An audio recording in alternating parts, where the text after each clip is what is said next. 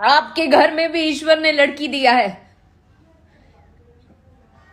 मुझे लगता है शर्म करनी चाहिए आप लोगों को।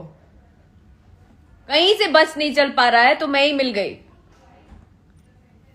कैसे चल रही है, ऊपर कैसे हो जा रही है। पूरा टीम बैठा के एक गेम करो। क्यों, आप में दम नहीं है क्या?